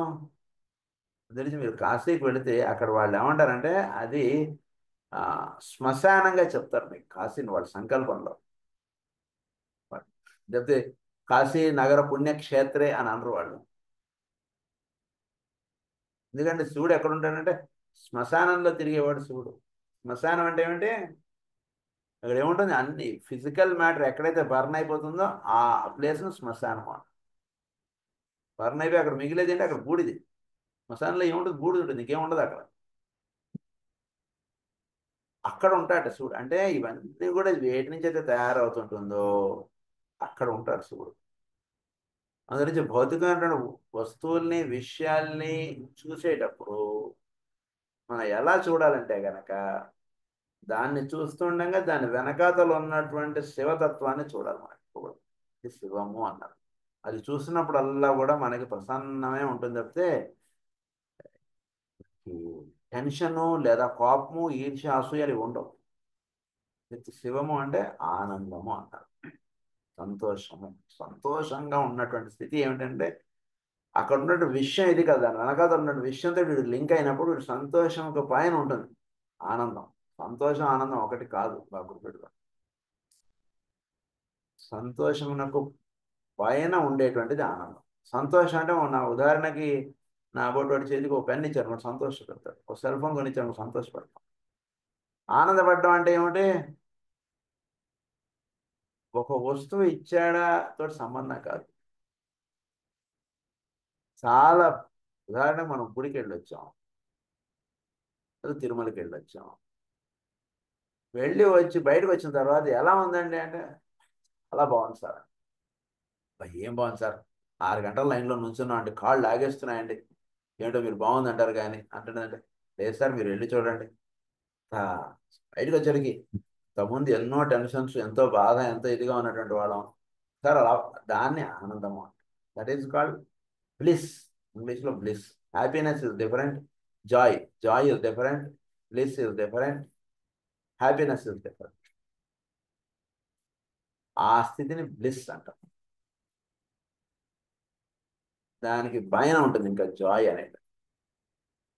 ఏమిటి జాయ్ అంటే కనుక, మీరు అది చూసినంతసేపు మీరు బ్లిస్ అంటున్నది ఎంజాయ్ చేశారు కదా, దానికి నెక్స్ట్ స్టెప్ చెప్తారు.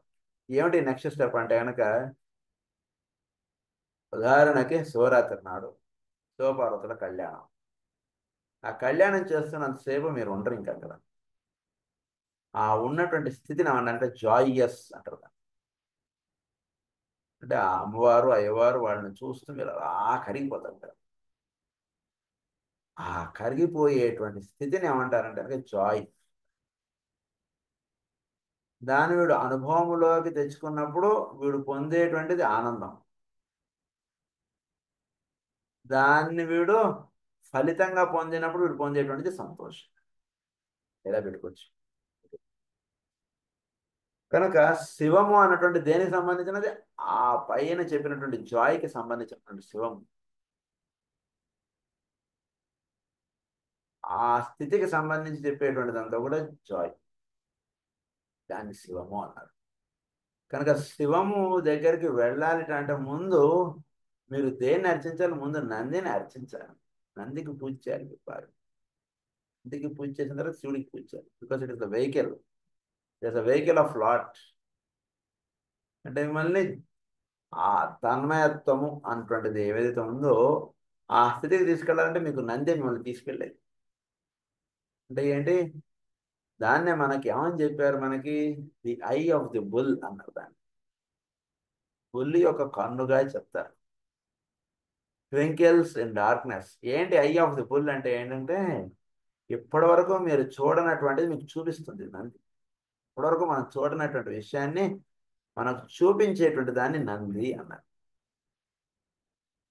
చూపబడేటువంటి దాన్ని ఏమన్నారు? శివము అన్నారు. చూపించేది నంది. నంది అంటే నందము అంటే ఆనందము.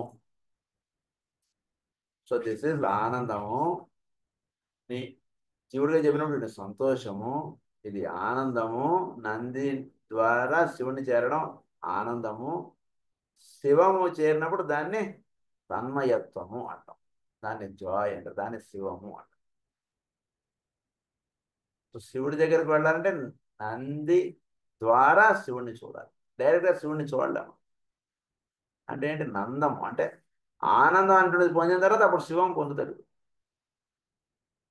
శివము పొందడంలో ఇంకా వీడుండడు, శివుడే ఉంటాడు ఇంకా. దాన్ని శివము అంటారు. శివుడు ఆ తత్వం మనకు తీసుకెళ్ళడానికి ముందు నంది. నంది ఏం చేస్తుంది? ఎప్పటి వరకు వీడు చూడనటువంటి విషయాన్ని వీడు చూపిస్తున్నాడు. సో చూపించాలంటే వీడు నందిని టు నంది దగ్గరికి వీడు వెళ్ళాలి. తెలిసి గుడికి బయట నందిని చాలా పెద్దదిగా వేస్తారు. పెద్దదిగా పెడతారు నందిని. ఎందుకు అంత పెద్దదిగా పెడతారు? శివుడు లోపల విగ్రహం చిన్నదిగానే ఉంటుంది, నంది మాత్రం ఇంత పెద్దదిగా ఉంటుంది. నంది ఎందుకు నంది పెద్దదిగా ఉంటుంది, శివుడు చిన్నదిగా ఉంటాడు అంటే, శివములోకి ఎప్పుడైతే వీడు వెళ్ళిపోయాడో ఇంకా అక్కడ వీడు ఉండడు కాబట్టి అక్కడ చిన్నదిగానే ఉంటుంది విషయం. అంటే ఏంటంటే శివము అన్నటువంటిది it is energy, Nandi is force.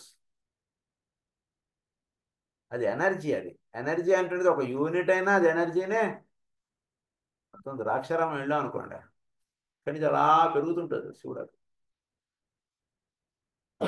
అంటే అది చిన్నదిగా చెప్పినా అదే, పెద్దదిగా చెప్పినా అదే, అది శివం. దాన్ని చిన్న యూనిట్గానే చూపించు, పెద్ద యూనిట్గానే చూపించవచ్చు. కానీ దాని దగ్గరకు వెళ్ళడానికి ముందు మనకు కావాల్సినటువంటిది నంది. నందిది మాత్రం పెద్దదిగా ఉంటుంది. ఎందుకు నంది పెద్దదిగా ఉంటుంది? It represents the force. So మన యొక్క మనలో ఉండేటువంటి ఫోర్సెస్ అన్నీ కూడా స్ట్రీమ్ లైన్ అవ్వాలి, ఒకే ఒక డైరెక్షన్లో నిలవాలి. అప్పుడు మనకి శివ దర్శనం అవుతుంది. మన కన్నులు మూసుకొని మనం ధ్యానం చేస్తూ ఉన్నప్పుడు మనలో ఎన్నో ఫోర్సెస్ పనిచేస్తుంటాయి. కళ్ళు తెరిచినప్పుడు మనలో ఫోర్సెస్ పనిచేస్తుంటాయి, కళ్ళు మూసుకున్నప్పుడు మనలో ఫోర్సెస్ పనిచేస్తుంటాయి. ఇవన్నీ ఏమవ్వాలంటే, ఒక మ్యాగ్నెటిజం మనం చదువుకున్నప్పుడు దానిలో లైన్స్ ఆఫ్ ఫోర్స్ అని వేస్తారు వాళ్ళు. ఈ లైన్స్ ఆఫ్ ఫోర్స్ అన్నీ కూడా ఒక ఐరన్ ఫీలింగ్లో ఎలా ఉంటాయి? ఇర్రెగ్యులర్గా ఉంటాయి. దానిలో అన్నీ కూడా హ్యాఫ్సైడ్గా ఉంటాయి లైన్స్. ఒక మ్యాగ్నెట్లో నీట్గా ఉంటాయి అన్ని అరేంజ్మెంట్ అంతా. దాని లైన్స్ ఆఫ్ ఫోర్స్ కరెక్ట్గా వేస్తాడు, ఇట్లా వస్తాయి లైన్స్. అంటే ఏంటి? దానిలో ఉన్నటువంటిది అన్నీ కూడా ఒక సింగిల్ డైరెక్షన్గా తయారవుతాయి మ్యాగ్నెట్లో. మల్టీ డైరెక్షనల్గా ఉండేటువంటిది ఐరన్, ఇనుప మొక్క. ఎటు పడితే అటు ఉంటుంది మన మనస్సు. దాన్ని గురువు యొక్క సాన్నిధ్యం చేత ఒక అయస్కాంతం. అది ఎట్లాగో నందిని పట్టుకోవడం చేత వీడు ఏమవుతాడంటే, వీడిలో ఉండేటువంటి ఫోర్సెస్ అన్నీ కూడా సింగిల్ యూనిట్గా వెళతాయి, అన్నీ కూడా ఒక యూనిట్గా నిలుస్తాయి. ఆ ఒక యూనిట్గా నిలిచినప్పుడు అప్పుడు నంది యొక్క కన్ను, the I of the bull అన్నారు దాన్ని. ఐ ఆఫ్ ది బుల్ ఏం చేస్తుందంటే, వీడికి ఇప్పటివరకు చూపించినటువంటిది కన్ను విప్పవుతుంది వీడికి. ఇప్పటిదాకా చూసేటువంటిది కన్ను వేరు, ఇప్పుడు చూసేటువంటి కన్ను వేరు. దాన్ని ఏమన్నారంటే ది థర్డ్ ఐ ఉంటుంది కన్ను వీడికి. ఆ కన్ను విచ్చుకున్నప్పుడు వీడికి కనబడేది వేరు, ఈ రెండు కళ్ళతో చూడనటువంటిది ఈ సృష్టిలో ఈ మూడో కన్ను విచ్చుకున్నప్పుడు వీడికి కనబడుతుంది. మరి నిన్నటిదాకా ఎందుకు కనబడలేదు? అదే రూము, అదే విషయం, అదే విగ్రహం. నిన్నటిదాకా అది విగ్రహం, ఈ రోజు నుంచి చక్కగా అమ్మవారు అక్కడ కూర్చుని ఉన్నారు, దర్శనం అయింది. వారు అక్కడ ఉన్నారు. ఏంటి విగ్రహం అంటే ఏంటి? మాట్లాడకంటాడు. మరి నిన్నటిదాకా విగ్రహంగా కనబడినటువంటిది ఈ రోజు నుంచి అమ్మవారు అక్కడ కనబడుతుంటది. అది దేని చేత అంటే the I of the bull. మూడో కన్ను విచ్చుకున్నడికి అక్కడ నిజంగా అమ్మవారు కనబడ్డారు. ఊరిని అమ్మవారిని దండం పెట్టుకునేవాడు వేరు, అమ్మవారి సాక్షాత్కారం పొందినవాడు దండం పెట్టుకోవడం వేరు. ఇద్దరిది చాలా తేడా ఉంటుంది. ఐ ఆఫ్ ది బుల్ వీడికి అమ్మవారి సాక్షాత్కారాన్ని ఇస్తుంది. Eye of the bull eye విచ్చుకునేది ఎటువైపు విచ్చుకుంటుంది? కరెక్ట్గా శివతత్వం వైపు ఇచ్చుకుంటుంది. అప్పుడు వీడికి అందు గురించి రెండిటి యొక్క వీటి మధ్యలో నుంచి చూస్తాడు. అంటే ఏంటి? ఇక్కడ నుంచి చూడమని అర్థం. రెండు ఇక్కడ ఉంటాడు శివుడు, అందు గురించి ఇక్కడ పెట్టండి బొట్టు అంటాడు. ఇక్కడ ఉంటాడు శివుడు, లలాట యనమహ అంటాం ఇక్కడ. కనుక ఇక్కడ ఉంటాడు శివుడు. ఈ శివుడు మనం చూసేటువంటి విధానం అది. అందు గురించి ఇక్కడ విభూతి పూస్తాం, ఇక్కడ బంధం పెడతాం, ఇక్కడ కుంకుమ పెడతాం. ఇక్కడంతా కూడా శివుడు ఫాలభాగం, ఫాలభాగంలో ఉంటాడు శివుడు. ఈ స్థితిని ఇక్కడ ఏమన్నారంటే మేజర్ హెడ్ సెంటర్ అంటారు. మేజర్ హెడ్ సెంటర్నే మన పురాణాల్లో ఏమంటారంటే కైలాసం అంటారు. కైలాసంలో ఇక్కడ ఉంటాడు శివుడు. అందునుంచి ఈ స్థితి ఇక్కడ ఎప్పుడు కూడా దీని మీద ఎప్పుడు కూడా విభూతి పెడుతూ ఉంటారు ఎప్పుడు కూడా. ఎందుకు విభూతి పెట్టాలంటే కనుక శివుడు ఉన్నాడనేటువంటి ధ్యాస మనకు అందిస్తుంది విభూతి. ఎందుకు విభూతి పెడతాం, ఎందుకు వేరేది ఎందుకు పెట్టాం శివుడి దగ్గరికి వెళ్ళేవాడు కంటే? విభూతి అంటే ఏమిటి? బూడిదే. బూడిద పూసుకుంటాం. ఇక్కడ మామూలు భాషలో చెప్పాలంటే బూడిదే, చక్కగా మాట్లాడితే విభూతి. ఇంకా కొంచెం హయ్యర్గా అర్థం చేసుకోవాలంటే ఆటమ్స్ అన్ని ఎక్కడి నుంచి అయితే ఫామ్ అవుతాయో దాన్ని విభూతి అంటారు. విభూతి అంటే కనుక విభూతి యోగం అంటే ఏమిటి? దశమ పదో అధ్యాయం విభూతి యోగం. విభూతి యోగం అంటే ఏంటి అంటే చాలా వైభవత్వంతో కూడినటువంటి విషయాన్ని విభూతి యోగం అంటారు. విభూతి, ఇది విభూతి అంటే ఈ ఆటమ్స్ అన్ని కూడా దాని నుంచి ఫారం అవుతాయి, అక్కడి నుంచి ఫారం అవుతాయి. దాన్ని ఆయన ధరించి ఉంటాడుట అని అంటారు. చూడండి, ఆటమ్గా ఫామ్ అయిపోయినప్పుడు అందులో ఉండేటువంటిది ఫోర్సు, దాని అమ్మవారి స్వరూపం. ఆటమ్స్ అన్ని దేని నుంచి అయితే ఫారం అవుతాయో దాని విభూతి అన్నారు. అది అయ్యవారి యొక్క అలంకరణ, అది ఆయన అలంకరించుకుని ఉంటాడు. దాని నుంచి ఆటమ్స్ సృష్టి ఇవన్నీ దిగి వస్తుంటాయి. దాని నుంచి ఆటమ్స్ ఫార్మేషన్ అంటే సోలార్ సిస్టమ్ ఫార్మేషన్ అని అర్థం. అది ఆయన నుంచి అలా వస్తుంటుంది. అందు గురించి ఇక్కడ విభూతి పెడతాం. అందు గురించి సంకల్పమునకు శివుడు అధిపతి. అందు గురించి ఇక్కడ విభూతి పెడతాం, ఇక్కడ గంధం పెడతాం, ఇక్కడ కుంకుమ పెడతాం. ఇవన్నీ అది స్థానం నాకు చిహ్నం అది. కనుక అదంతా కూడా మన ఎక్కడికి తీసుకెళ్తుందంటే విభూతి యోగం వైపు తీసుకెళ్తుంది. అది మనకి సృష్టిలో ఈ తన్మయత్వ స్థితిలోకి పెడతారు. దాన్నే లయా స్టేట్ అంటారు. మీన యుగం, మీన యుగం కాదు, మీన స్థితి. అది అంటే లయం అయిపోయేటువంటి స్థితి అనమాట. శివుడి యొక్క కార్యక్రమం లేదా మీరు జైని అక్కడికి వెళ్ళినా కూడా శివుడికి అభిషేకం అర్ధరాత్రి చేస్తారు. వాళ్ళు అన్నంతో చేస్తారు వాళ్ళు అభిషేకం. అన్నంతో చేయడం అంటే ఏమిటి? అన్నాన్ని అంటే అన్నం అంటే అన్నం, అన్నం బ్రహ్మే దివ్య జానది. అన్నం అంటే ఏంటంటే భౌతికత్వము అన్నట్టు. భౌతికత్వం ఎవరి నుంచి ఏర్పడుతుంది, ఎవరి వల్ల ఇదంతా నిలబడుతుందో వాడికి దానితో అర్చన చేయడం. మనకి అన్నము అంటే సంస్కృతంలో ఫిజికల్ అని అర్థం. ఆ అన్నాన్ని తోటి అభిషేకం చేయడం అంటే ఎవరి వలనైతే ఈ భౌతికత్వం అంటున్నది నిలబడిందో అది ఆయనకు అర్పించడం అంటున్నది అర్థం అక్కడ. దీని నుంచి అన్నాభిషేకం అని చెప్పి చేస్తారు గుళ్ళలో. ఇక్కడ చేస్తాం అక్కడ. కనుక నేను ఏమంటున్నారంటే ఇక్కడ the hidden side of thing అన్నది, ఫోర్త్ డైమెన్షన్ అన్నది. So we may suppose that by the time the consciousness has descended as far as the mental world, only 5 of them directions remain to it. Consciousness అంటే mental వరల్డ్కి దిగినప్పుడు అక్కడ only 5 of directions. దానికి పైన 2 directions ఉన్నాయి.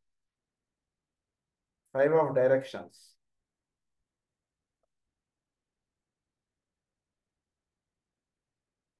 Consciousness has descended as far as the mental world, only 5 of these directions remain to it, that when it descends or moves outward once more to the astral level, it loses at one more of its powers and so is limited to the conception of the 4th dimension.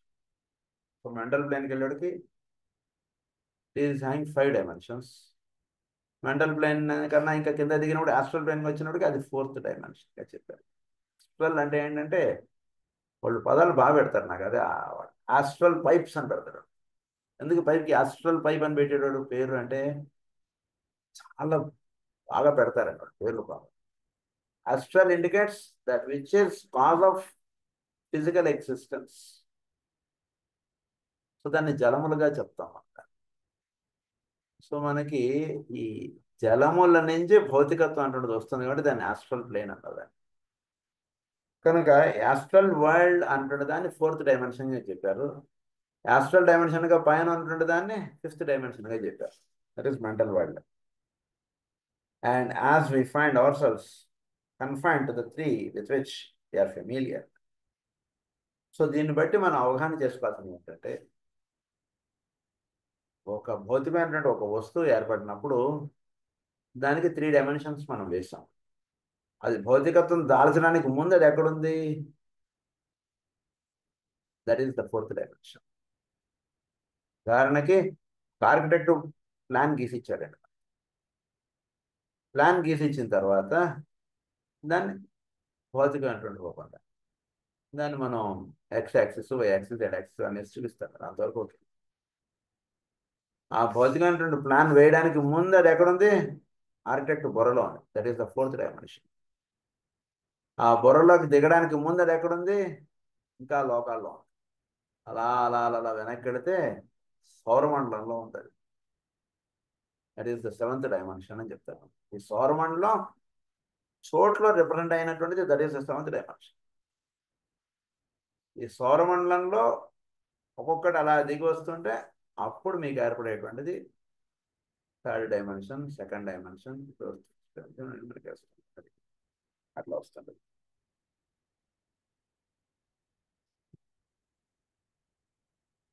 So this is the fourth dimension. So దీన్ని బట్టి సృష్టిలో ఏదైనా సరే ఒకటి ఏర్పడడానికి పైన ఉంది,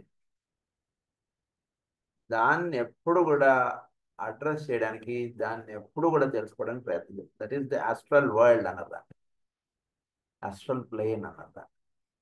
so astral plane వలన ఫిజికల్ ప్లేన్ అంటున్నది ఉంది. ఫిజికల్ ప్లేన్ ఇస్ 3, దీనికి పైన ఉంటున్నది ఆస్ట్రల్. సో జరుగుతున్న విషయాల్ని వీటిని మనం అవగాహన చేసుకోవడానికి ఎప్పుడైతే మనం ప్రయత్నం చేస్తామో అప్పుడు మనం ఆస్ట్రల్ వరల్డ్లో ఉండగలం. ఆస్ట్రల్ వరల్డ్లో మనకి దీని యొక్క కారణాలు ఉంటాయి. కారణాలు ఏర్పడడానికి కావాల్సినటువంటి థాట్ ఎక్కడ ఉంటుంది? Mental world. ఈ రకమైనటువంటి కాసెస్ ఏర్పడడానికి మూల ఏమిటి? Mental plane. అక్కడ that is the fifth dimension. ఈ థాట్ వాడికి రావడానికి ఏమంటే వాడు పొందినటువంటి అభ్యాసము, దాని చేత వాడు ఈ ప్లాన్ వాడికి ఆస్ట్రల్ ప్లేన్లో దిగింది. దానికి ఇంకా వెనక్కి వెళ్తే అది 6th డైమెన్షన్, 7th డైమెన్షన్, అవి కూడా పేర్లు వస్తాయి మనకి.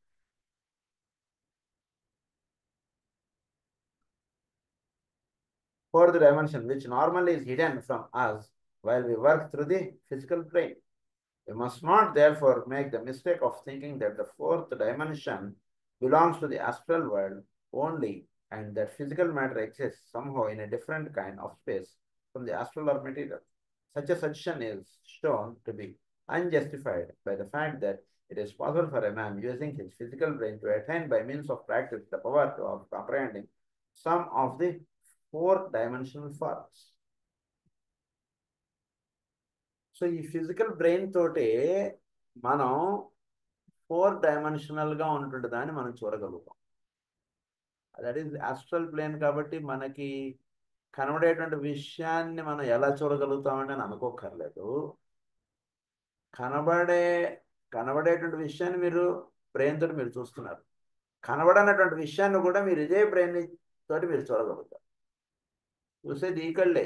3 డైమెన్షన్గా ఉన్నటువంటి వాడు మూడో కన్ను కూడా ఉపయోగపడేది ఏమిటి? అసలు రాసిన మూడో కన్ను ఇక్కడ ఉంటుంది అన్నాం, కానీ సినిమాలో చూపించాలంటే ఇక్కడ ఒక కన్ను వేస్తాం. దానికి ఏమిటి ఇక్కడ ఒక కన్ను అంటే ఇక్కడ ఉన్నటువంటి చర్మం కాస్త బదులైపోయి ఇక్కడ ఒక కన్ను ఇలా దర్శనం అలా ఉంటుంది. అక్కడ అంటే పాయింట్ ఆఫ్ లైట్ అంటుంటుంది ఇక్కడి నుంచి ఈ కళ్ళకి వస్తుంది. అదే అక్కడ రాస్తాం.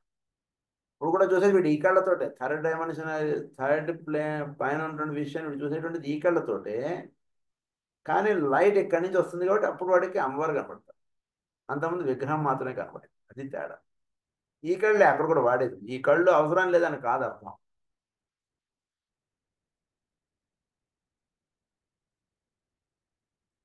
I do not wish here to take up fully the consideration of this fascinating subject.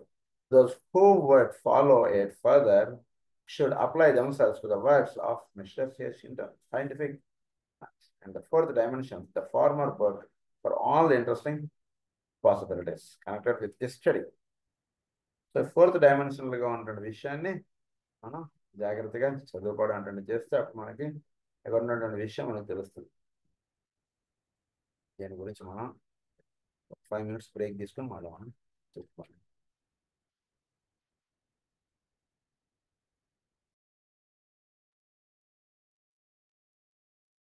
So చోట్లో మనకి ఈ 4th డైమెన్షన్ అనేటువంటిది ఒకటి వర్తిస్తుంది.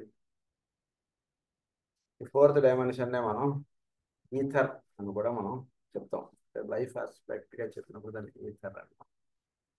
సో ఈథర్ అంటే ఏంటంటే చోట్లో ప్రాణము. సంస్కృతంలో ప్రాణము అంటే ఏమిటో ఇంగ్లీష్లో ఈథర్ అంటే అది. కనుక ఈ ఈథర్ అన్నటువంటిది మనకి భౌతికత్వం అన్నటువంటి దాల్చడానికి మూలముగా ఉన్నటువంటి దాన్ని ఈథర్ అంటారు.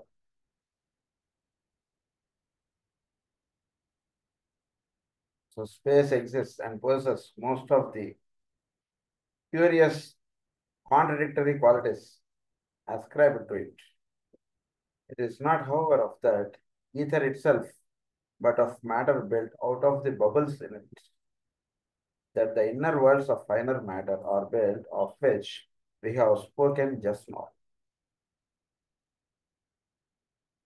సో ఇన్నర్ వరల్డ్ అంటే మనం మ్యాటర్ ఆస్పెక్ట్ గా చూస్తుంటే దాని యొక్క ఇన్నర్ దాన్ని ether. So to the type which is nearest to the physical world, occult students have given the name astral matter. The kind next above that has been called mental, because out of the texture is built that mechanism of consciousness which is commonly called the mind of man. So with which we have every portion of space with which we have to do must be thought of as containing all those different kinds of matter. It is practically a scientific postulate that even in the densest forms of matter, no two particular ever touch one another. అంటే సృష్టిలో ఒక విచిత్రం ఉందండి.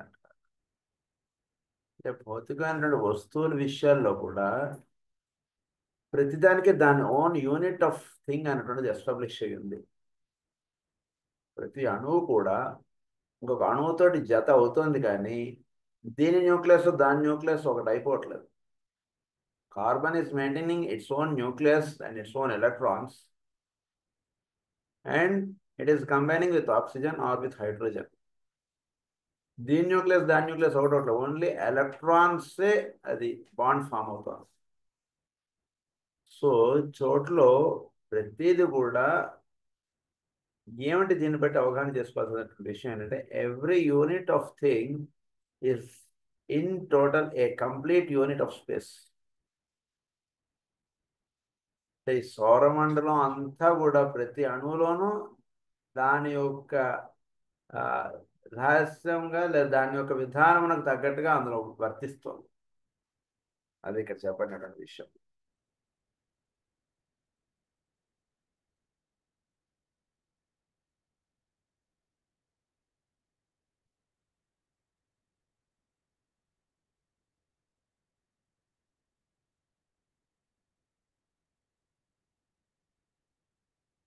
First fact, which it is necessary for us to realize, is that everything is radiating influence on its surroundings, and the surroundings are all the while returning the compliment by pouring influences upon it in return. Literally everything, sun, moon, stars, angels, men, animals, trees, rocks, everything is pouring out a ceaseless strength of vibrations, each of its own characteristic type, not in the physical world only, but in other and subtler worlds as well. That's only the higher part. అంటే సృష్టిలో ప్రతి unit of thing it is emitting certain vibrations.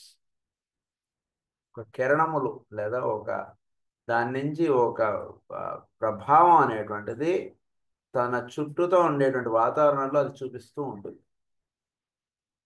అంటే భౌతికం మాత్రమే కాదు, భౌతికమునకు పైన ఉన్నటువంటి విషయముల్లో కూడా ఉండేటువంటి ప్లేన్స్లో కూడా దాని యొక్క విధానం అనేటువంటిది దాని ఓన్ ఇది అది ప్రభావం చూపుతూ ఉంటుంది. అంటే ప్రతి అణువు పరంగా మీరు తీసుకున్నా సరే, లేదా ఒక జంతువుని తీసుకున్నా సరే, ఒక పక్షిని, ఒక చెట్టుని తీసుకున్నా సరే, ఒక మానవుడిని తీసుకున్నా సరే, ఒక సౌరమండలాన్ని తీసుకున్నా సరే, ఒక గ్రహాన్ని తీసుకున్నా సరే, ఏది తీసుకున్నా సరే, ఇట్ ఈస్ ఎమిటింగ్. అంటే సూర్యుడు ఎలా అయితే తన నుంచి వెలుగు అనేటువంటిది మొత్తం సౌరమండలంలో ప్రసారం చేస్తున్నాడో, అలాగే ప్రతి మానవుడిని మనం తీసుకుంటూ కొంచెం అవగాహన చేసుకోవడం సులభం. ప్రతి మానవుడు కూడా తన చుట్టూతో ఉండేటువంటి వాతావరణంలో తన ప్రభావం అనేటువంటి చూపుతూ ఉంటాడు. ఎవ్రీ బీయింగ్ ఫిజికల్ ప్లేన్లో మాత్రమే కాదు, వాడి యొక్క మిగిలిన ప్లేన్స్లో కూడా, అంటే వాడు ఉండేటువంటి మానసిక కక్ష్యను కూడా వాడి చుట్టూతో ఉండేటువంటి వాతావరణం మీద వాడి ప్రభావం వేరు పనిచేస్తుంది. ఇంకొక రహస్యం చెప్తాను మీకు ఈజీగా గుర్తుండడానికి. ఒకసారి ఒక విందు జరుగుతుంది. ఆ విందుకు ఒక మహానుభావుడు ఆయన కూడా వెళ్ళాడు. మామూలుగా అందరికీ ఇలా టేబుల్ మీల్స్గా పెట్టారు వాళ్ళకి. అక్కడ ఈయన కూడా కూర్చొని భోజనం చేస్తాడు. ఈయన ఎదురుగుండా ఒక వ్యక్తి కూర్చొని భోజనం చేస్తాడు. మామూలుగా లైన్స్లో మనం వేస్తుంటారు, ఇటు అటు కూర్చోడతారు మనం, అలా కూర్చొని ఎదురు వ్యక్తి ఈయన ఎదురుగుండా ఆ వ్యక్తి కూర్చొని భోజనం చేస్తున్నాడు అంటే చాలా మంది కూర్చొని భోజనం చేస్తారు, ఒక్కడే కాదు కదా, ఎంతోమంది కూర్చొని భోజనం చేస్తారు. ఈయన ఆహారం తీసుకోలేకపోతున్నాడు. ఈయన is unable to take food. కనీసం ఆయన ఇలా ఎత్తి చూశారు, ఆయన ఆలోచించుకున్నాడు. ఆ వ్యక్తిని చూపించాడు అక్కడ ఉన్నాడు. చూపించి ఆయన ఏమన్నాడంటే, ఈ వ్యక్తి ఈరోజు ఆత్మహత్య చేసుకుందాం అని నిర్ణయించుకున్నాడు, దయచేసి అతన్ని కాపాడండి అని చెప్పాడు. నిజంగానే ఆ రోజు అతను ఆత్మహత్య చెప్పాడు. ఎట్లా చెప్పాడు ఈయన అంటే, ప్రతి అణువు, ప్రతి మనిషి, ప్రతి జంతువు, ప్రతి ప్రాణి తన పరిసరముల్లో తన ప్రభావం అనేటువంటిది చూపుతూ ఉంటుంది. అది మనం గుర్తుండడానికి ఎగ్జాంపుల్ చెప్పి, ఇప్పుడు ప్రతిది కూడా it emits its own vibrations around it. చుట్టూతో ఉండేటువంటి వాతావరణంలో తన ప్రభావం చూపుతూ ఉంటుంది అలా. సో దాన్ని ఏమన్నారంటే రేడియేషన్ అన్నారు. సో ప్రతి అణువు కూడా తన చుట్టూతో ఉండేటువంటి అణువులతోటి తన ప్రభావం అంటుండే చూపుతుంది. ఒక కార్బన్ ఆటం అక్కడ చేరింది అనుకోండి, దాని దగ్గరలో ఉండేటువంటి హైడ్రోజన్ ఆటమ్స్ అది అట్రాక్ట్ చేస్తుంది. దేని చేత అది అట్రాక్ట్ చేస్తుంది? దేని చేత హైడ్రోజన్ ఆటమ్స్ని అట్రాక్ట్ చేస్తుంది అంటే, మిగిలిన ఆటమ్స్ని ఎందుకు అట్రాక్ట్ చేయట్లేదంటే, అది ఆ అణువులో పనిచేస్తున్నటువంటి ఇంటెలిజెన్స్ అన్నారు జ్వాలకూల్ గారు. సైన్స్ ఇంకా ఆ స్థితిలో ఇంకా ఈ రోజు కూడా ఇంకా మేలు కాన్సలేదు. అది విషయం. Everything is pouring out a ceaseless stress of vibrations. Our physical senses can appreciate only a limited number of such radiations. We readily feel the heat poured forth by the sun or by a fire, but we are usually not conscious of the fact that we ourselves are constantly radiating heat. Yet, if we hold out a hand towards a radiometer, the delicate instrument will respond to the heat imparted by that hand even at a distance of several feet, and will begins to revolve. So మన body నుంచి కూడా heat అనేటువంటిది అలా emit అవుతుంది.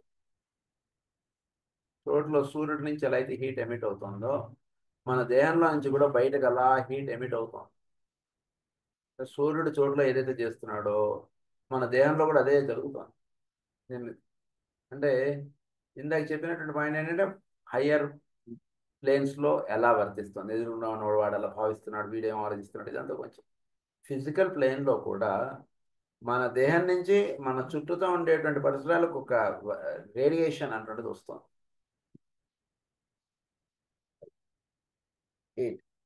Yet, if we hold out a hand towards a radiometer, delicate radiometer మీరు చూస్తే it shows deflection, కొంత level వరకు అది చూపిస్తుంది వీడి నుంచి వచ్చేటువంటి వేడి. We say that a rose has a scent and that a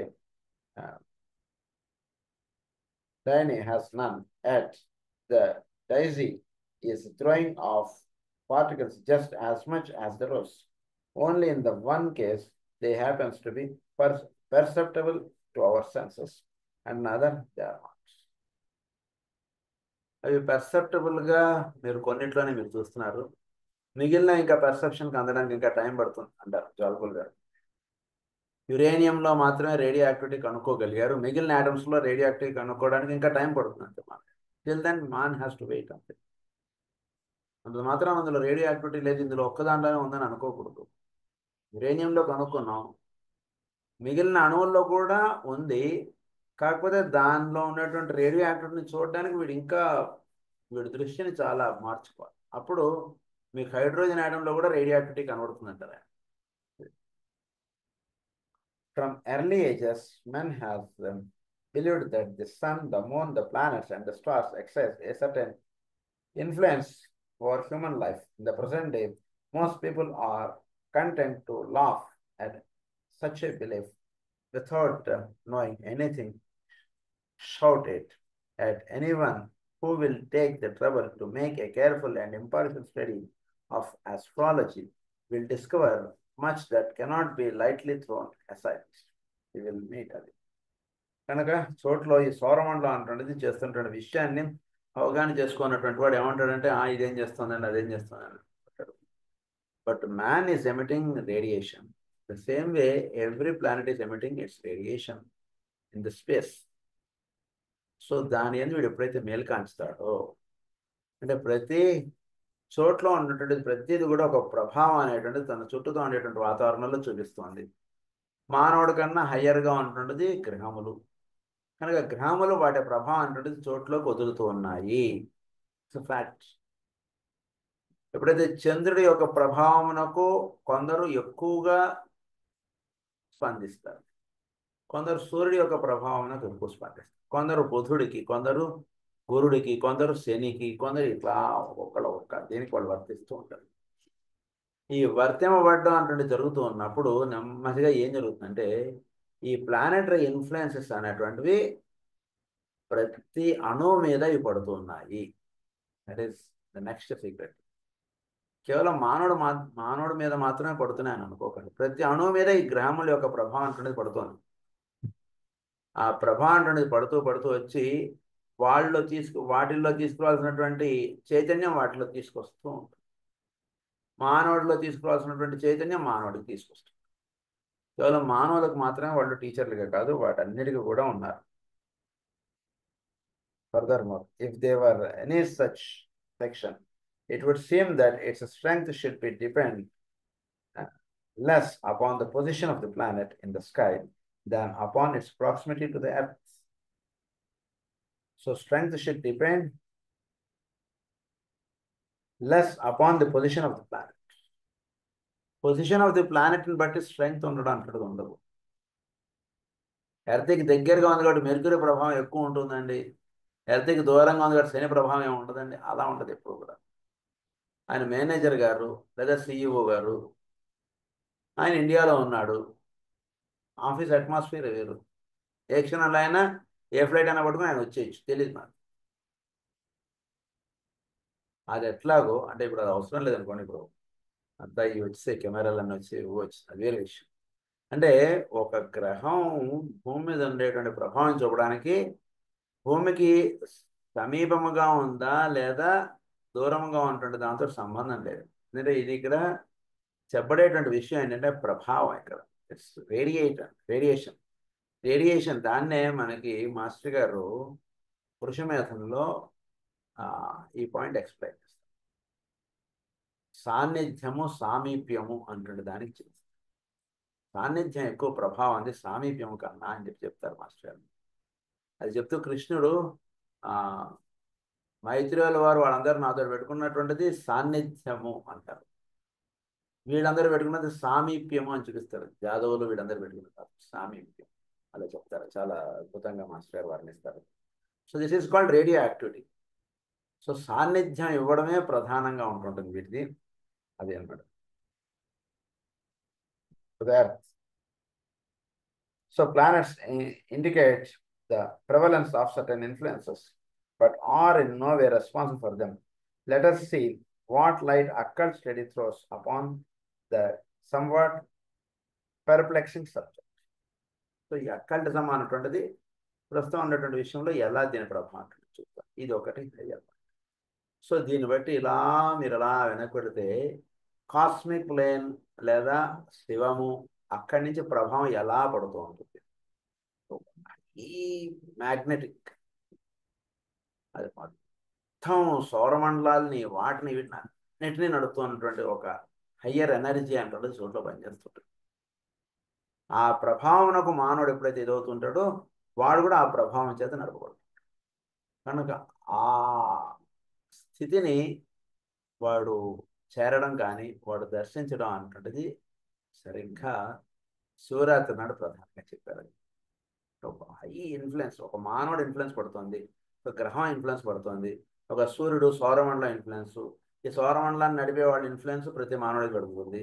ఇవన్నీ కూడా ఎవరి చేత నిర్మాణం అయిపోబడిందో వాడి నుంచి ఒక రేడియో యాక్టివిటీ అంటుండేది ఒకటి పడుతుంది చోట్లో. ఆ ప్రభావం అంటుండేది చోట్లోకి అలా దిగి వస్తూ ఉంటుంది.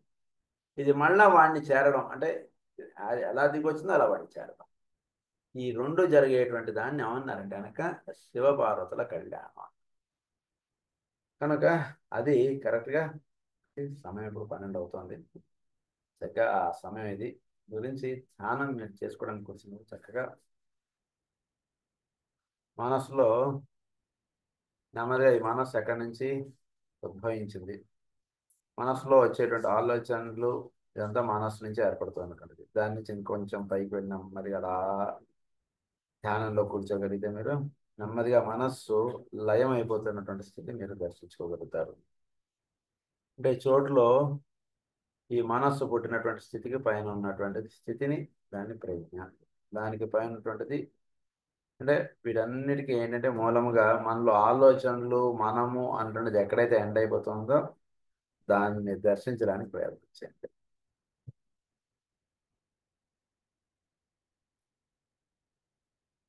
ఇప్పుడు మీరు కేంద్రంలో ఉంటారు, పరిధిగా మీ దేహం ఉంటుంటుంది, కేంద్రంలో వర్తిస్తూ ఉండేటువంటి తత్వాన్ని శివతత్వం అంటారు.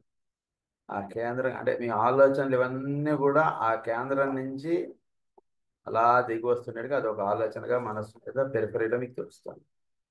అవన్నీ కూడా ఎక్కడికి వెళ్ళి లయం అయిపోతున్నాయి, అలా ధ్యానం చేయండి ఒక 5 నిమిషాలు.